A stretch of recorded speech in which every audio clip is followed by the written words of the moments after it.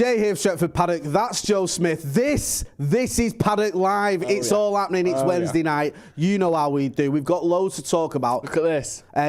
United's new attack. Absolute phalanx of an attack, that, isn't it? Imagine those three in your front three. Exactly. Right, doesn't get much better than that. Ripping up your Stretford end.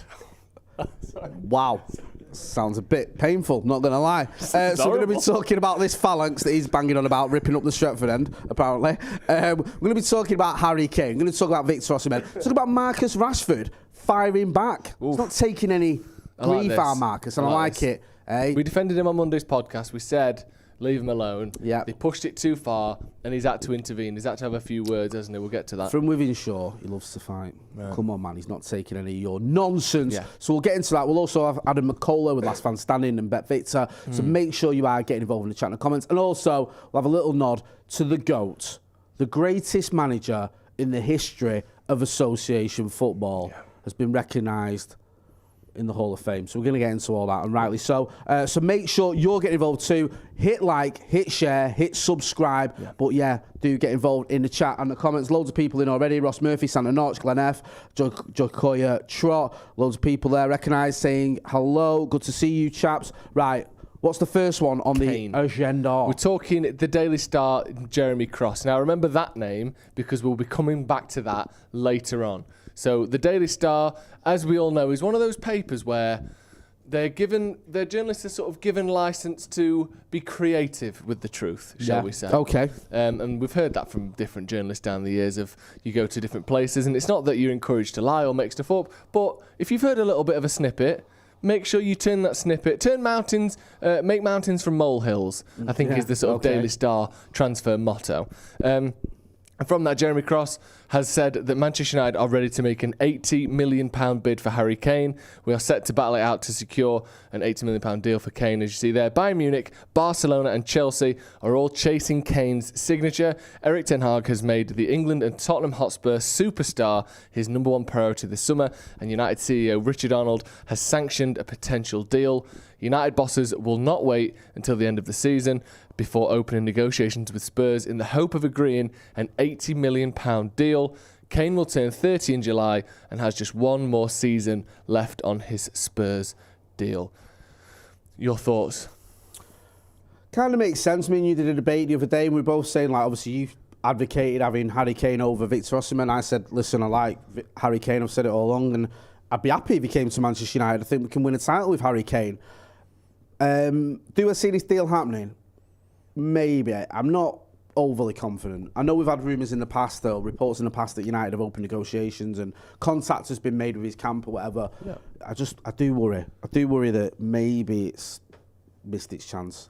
And is there even a bit of Harry Kane that loves his England, doesn't he, Harry Kane? Yeah. And he's quite a popular figure with England fans, not just because he scores loads of goals for England, but he's inoffensive. He plays for Spurs. And he might look at a goal, get a big money move at Man United. I'm not the golden boy that I am, or that I was, and I've become a bit more like just a striker that's hated by most of the fans other than the club I played for. Yeah. It's like most, United fans don't hate Harry Kane. No. No one does really. Arsenal fans might, he plays for Spurs, but Scousers don't, whoever, but when it comes to United, everyone will hate him, except United fans. So maybe that's on his mind, I don't know. It seems a little bit like, if it was going to happen, would it have not already happened? What do you feel? Because you want him quite a lot, don't you? I think when he signed that deal a few years ago, that 5 or 6 year extension that he signed, obviously 5 or 6 years ago, or 4 or 5 years ago. Yeah. I think at that point it became almost impossible to get him away from Tottenham. He's their sort of prized asset. The only reason they would ever sell him, I think, is if they had financial troubles and they needed a quick, anywhere between 100 and 150 million, whatever it would have been over the last few years.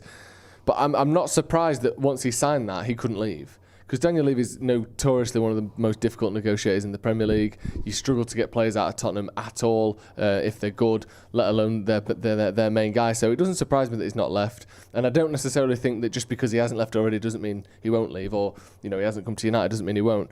But 80 million seems pretty low to me. Like, I know obviously he's only got 1 year left on his deal. He's going to turn 30 soon, but you think that they're going to want 100 minimum, aren't they? They already turned down 100 last season.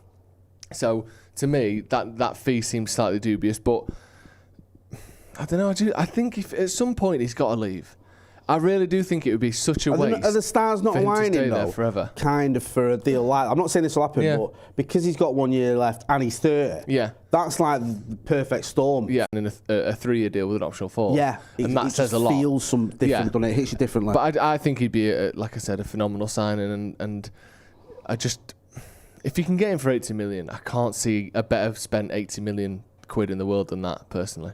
No, I agree. If we've gone off, I think... Right. Right, okay, no worries. I'll keep talking. A lot of people in the chat saying the stream has gone off. I think we're back now.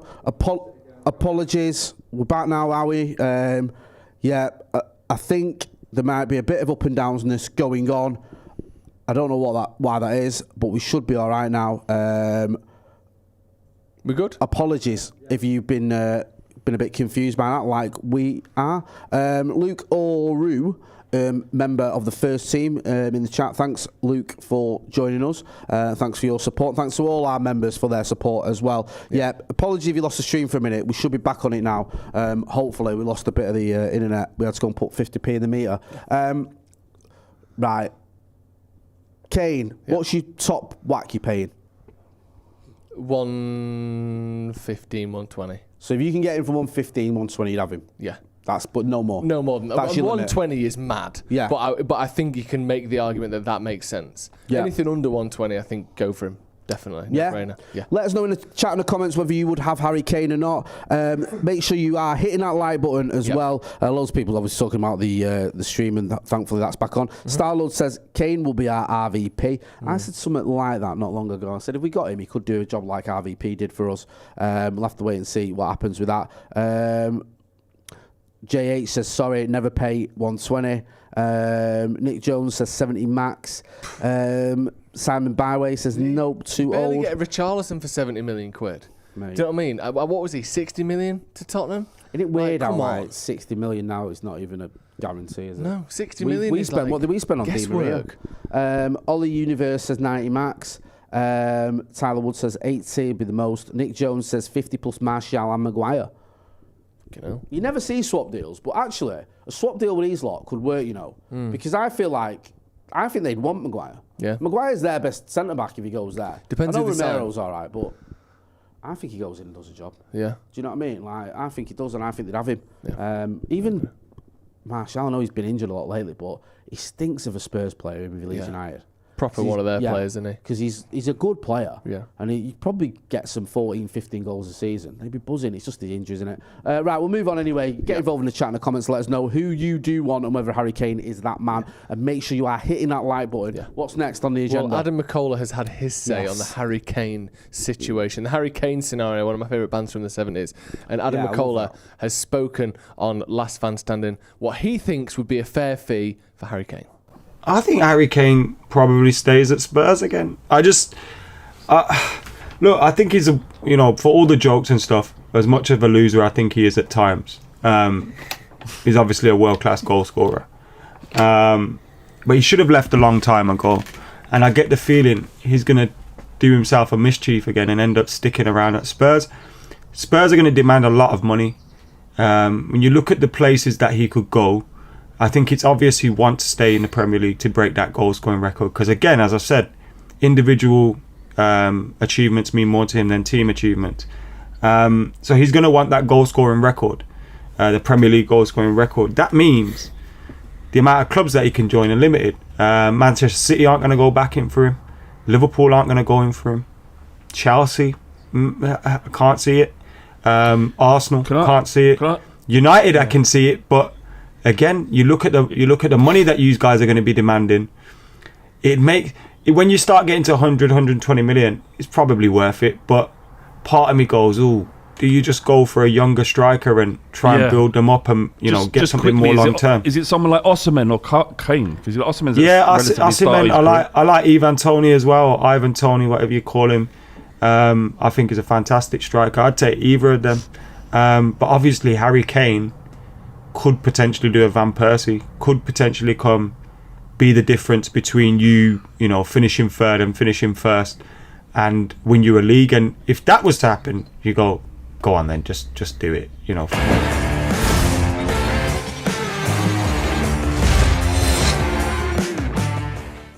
That was Adam McKola there with Bet Victor's last fan standing, talking about Harry Kane. A lot of similar points to what I was making there. I think it's unfair, Harry Kane, or not even unfair, but it's getting to the point now where he has to go. He cannot stay at Tottenham because no matter what, he's not going to win a Premier League there. It's possible, but it's so also impossible for him to win a Premier League. And a player of his quality deserves to win a Premier League. I don't think there's ever been a striker in the Premier League that is as good as him and has been as good as him for as long as he has that hasn't won it. Can you think of any? Shearer would be the obvious one, but he did the gracious thing of starting by winning it. Yeah. Do you know what I mean? Kane's doing it the other way around, where he's having his Newcastle period at the start. Do you know what I mean? Where he can't win any trophies. Mackie makes a good point now in that video, though. And make sure you do get involved in the comments with Last Fan Standing. Let him know that you came from Stretford, Paddock, whether you agree with Mackie or not. But he made the point of where does he go to win a Premier League? Yeah. City ain't going to buy him. No. They're not. He missed his chance there a few years ago. They've got Erling Haaland for the foreseeable future. They're not going to go back in for Harry Kane, right? They just don't need him. Arsenal, no, obviously not, because he's not. I mean, I know players have gone from Spurs to Arsenal, but Daniel Levy, he's not going to sell Harry Kane to Arsenal, and I doubt they'd really want to come in for him, to be honest with you. Especially in Arsenal that have probably just won the league. Exactly. They're not going to spend 100 million on Harry Kane. No.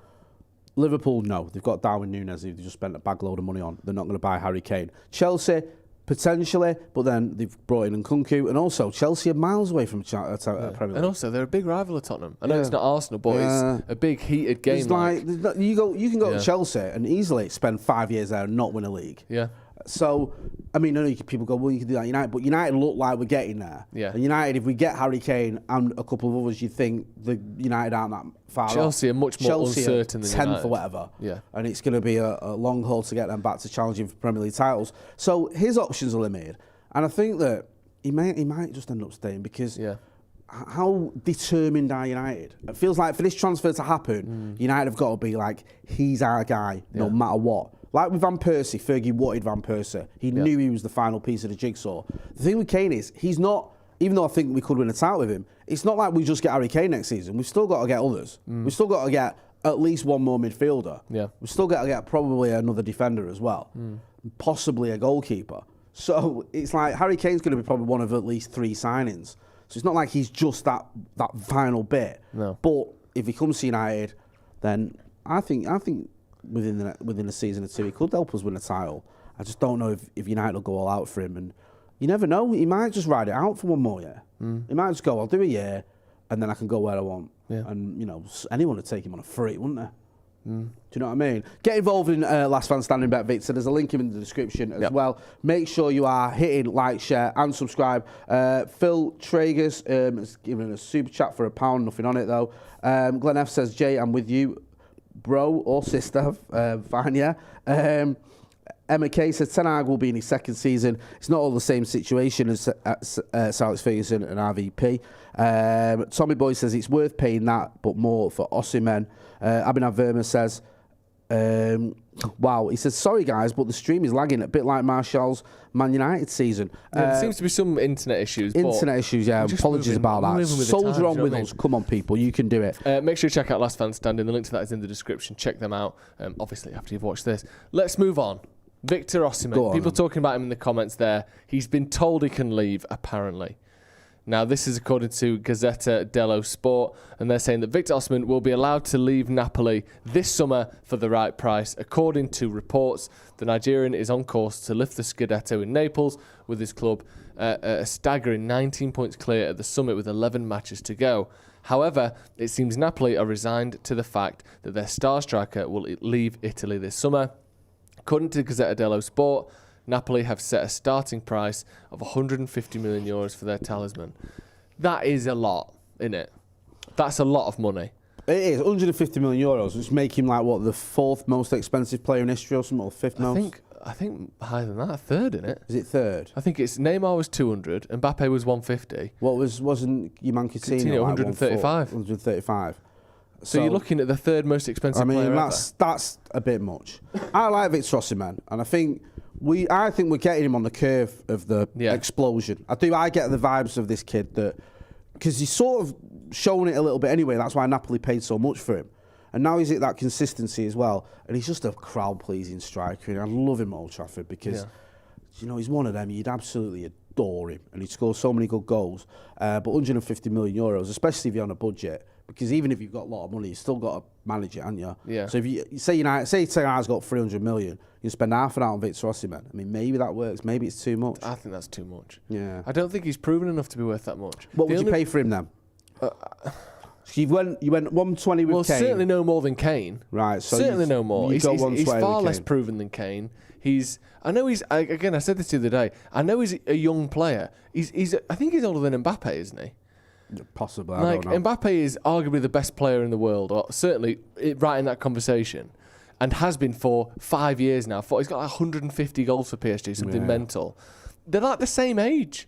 So it's not as though like he's going to have 3 or 4 more gears to go to. He's older than Wayne Rooney was in the 2008 Champions League final. And he had been a world-class mainstay in United's team for 4 years at that point. Like, I'm not saying he's old, I'm not saying he won't improve, but typically strikers don't get that much better from 24 to 30. We're probably seeing him either at his peak or thereabouts, and that's assuming he stays here, because plenty of people have a couple of good years and then dip back down. The producer just said Osimhen is 9 days older than Mbappe. So do you know what I mean? So it's not like he's... Obviously, yes, there is still room to improve, and not everyone peaks at 24. They don't, of course. But I just think Harry Kane is so much more proven. If we actually want to win stuff now, there's no guarantee Osimhen does that. And for 150 million, for me, I would put the same limit on as Kane. I get that he's younger. I get that there's more potential there. I think he's got longer left on his contract. But any more than 120 million for either of them, do you think I know this is too much. Do you think the club might look at it and go, he has some sell-on value, Kane doesn't? Do you think the club? I'm not saying Well, if I you mean look the club, because you know he might. Let's say, for example, even if he does a Lukaku, you could probably still get 70 million back for him. Yeah, that's a good Whereas point. with Kane, in 2 years, he's probably just going to stay at United for the rest of his career and then go on a free or whatever. Yeah. Do you think that could come into it? I hope it doesn't, because I don't want United to be a club, and obviously you have to be financially conscious. Yeah. But I don't want United to be a club that is signing players based on the idea that if they fail, we can still get some money back from them. I want us to sign the best player who will win us trophies for the next 3 or 4 seasons. Like this whole thing of, he could be here for a decade or whatever, 34 years old, fair. When's the last time United signed a striker that stayed for a decade, regardless of what age they were? We've signed 24-year-olds in Lukaku, 25, whatever he was, he stayed for 2 years. We've signed people like Cavani, who was 36, stayed for 2 years. Martial's the closest, Martial's the only one. Yeah. But we're buying him to replace Martial. We need a replacement for Martial. Martial hasn't been good enough to help us win Premier League titles. So, yes, it's all well and good buying a young player because he could be here for a decade.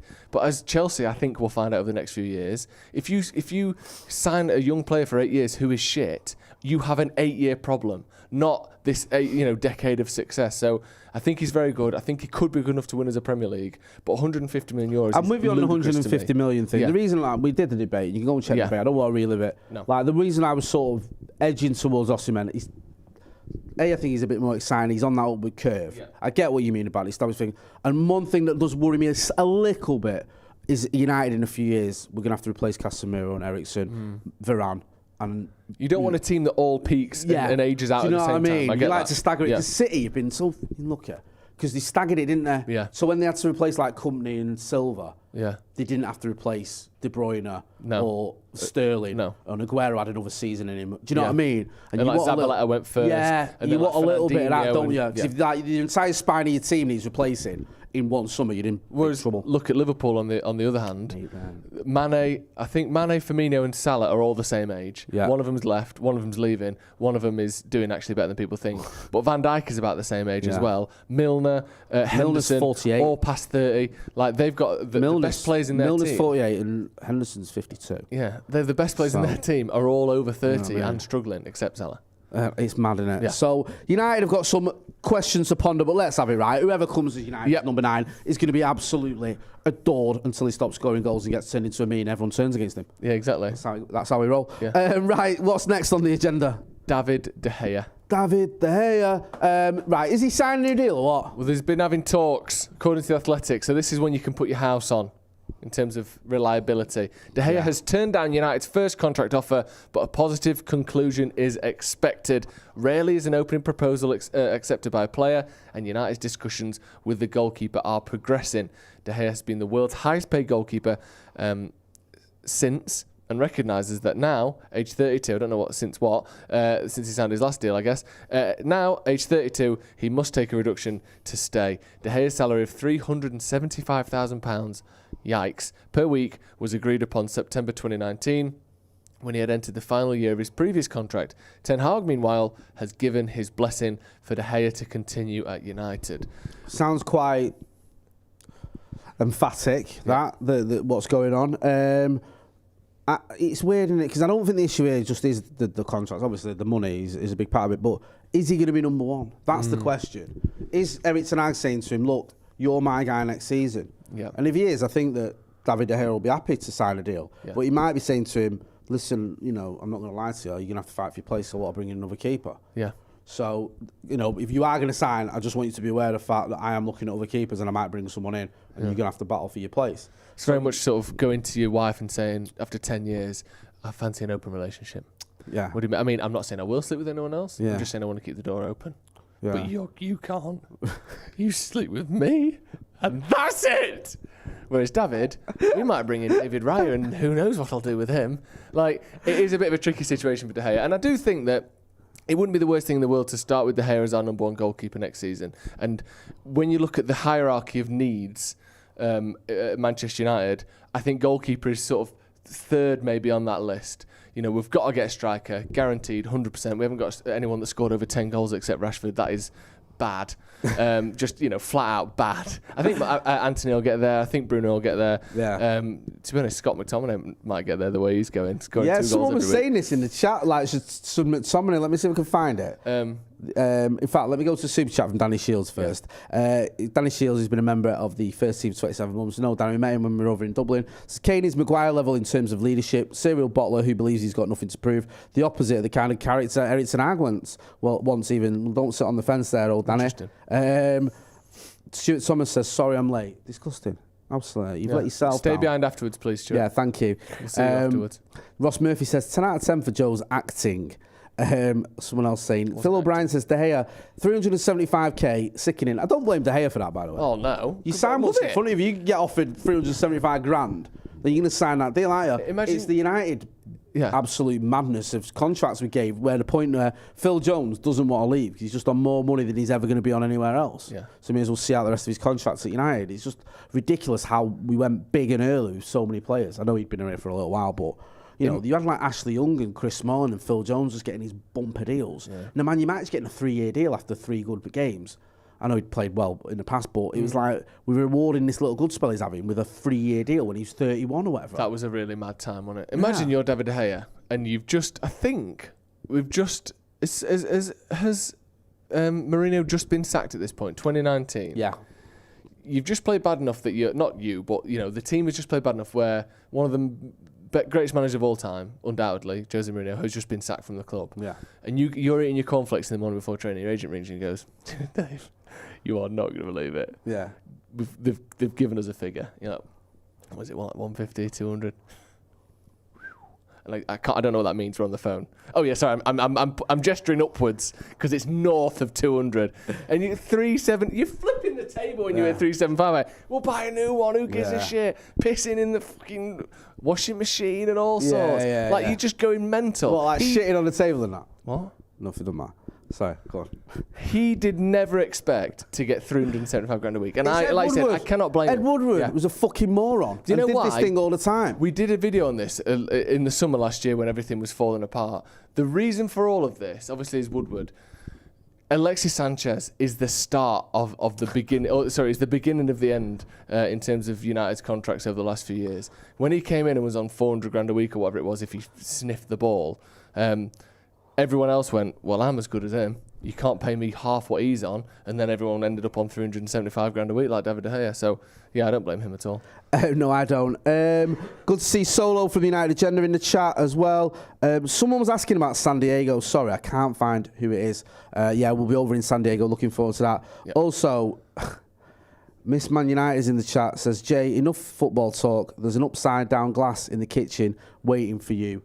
Help. What's underneath it, do you think? I've got a few options for you. You tell me what you think it's going to be. Go on. Wasp? Go on. Not this time of year. No. As the Spanish call it, El Spidre. El Spidre, yeah? Is that a fly? Yeah. Yeah. Or Spanish is still good. Yeah. a child of non-discriminate origin. Who is this boy? Glass him. We've not glassed our kids.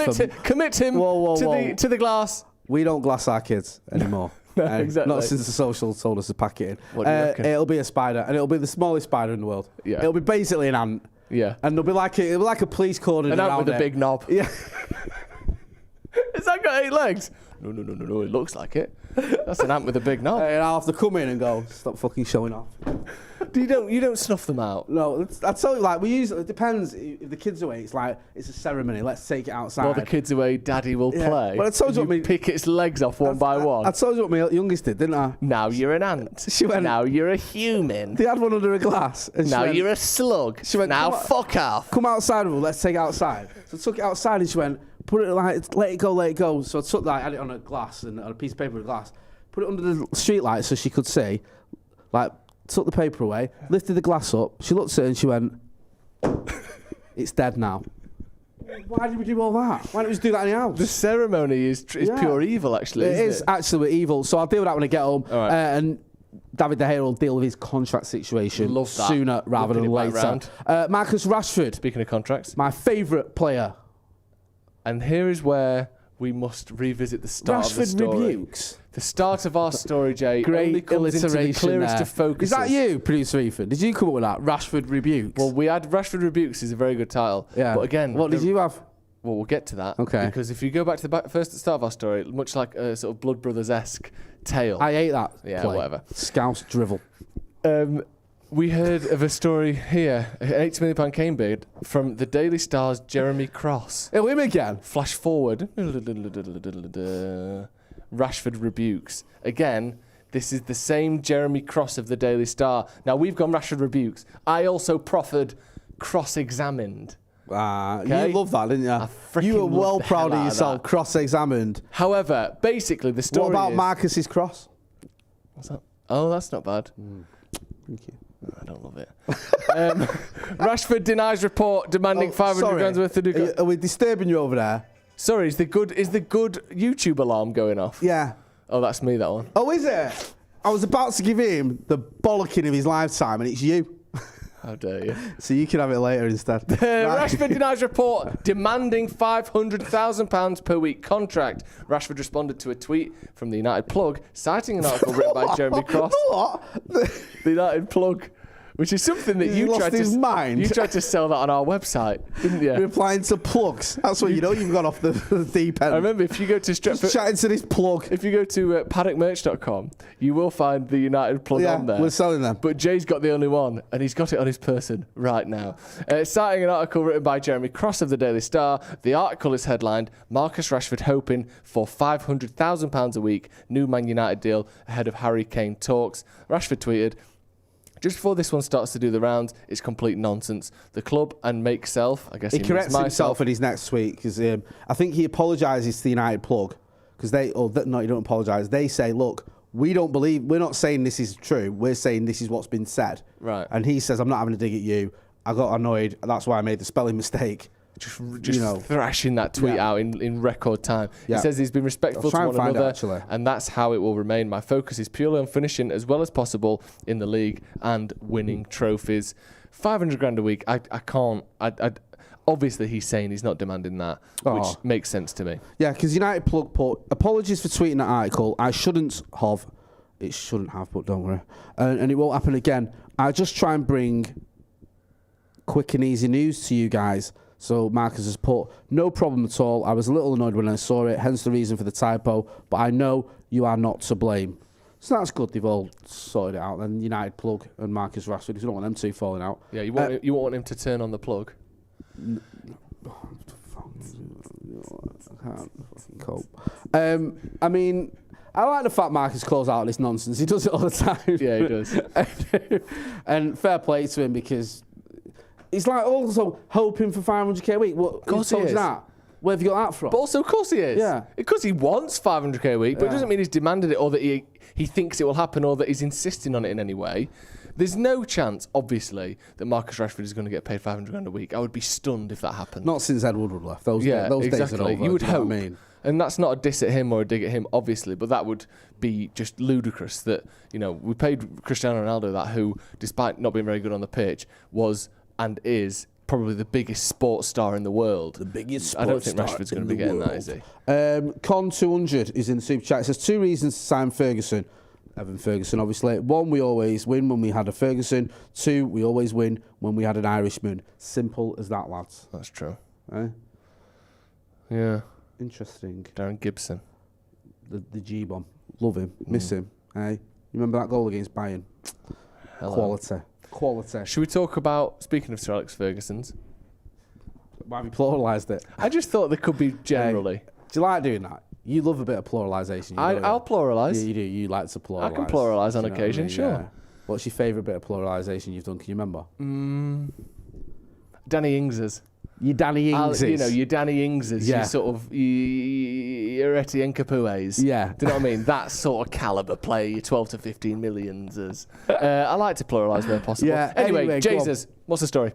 Yes, this is Sir Alex Ferguson has been put into the Premier League Hall of Fame. Sir Alex Ferguson and Arsene Wenger have been inducted into the Premier League Hall of Fame. Sir Alex is the most successful manager in Premier League history with a record 13 titles, including winning the title for 3 seasons in a row on 2 separate occasions. Sir Alex's all-time Premier League record stands at 528 wins from 810 matches and 1,752 points accumulated. He was named Manager of the season 11 times and collected the monthly award on 27 occasions.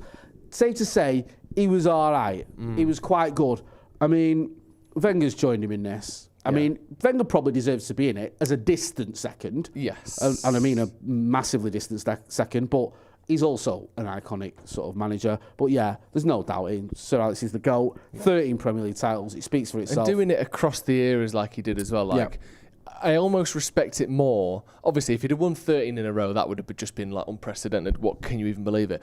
But the fact that he beat off the sort of the remnants of that real old school early Premier League 80s type of sort of football that was obviously still going on, the drinking culture football, all that in the early and mid 90s, where it was a bit more heavy hitting, hard wearing football. Then you go into the early 2000s and Wenger brings this kind of sports science and a little bit more of this kind of tactical game from the continent over, and he then beats that and wins that out. Then Jose comes in, obviously does very well, but again he comes through the other side. Fergie's the one winning trophies by the end of it. Then even in the modern era, you see City get all their money, and who has the last laugh? Obviously City doing well now, but up until his retirement, Fergie comes back again, wins that final trophy, ends on a high.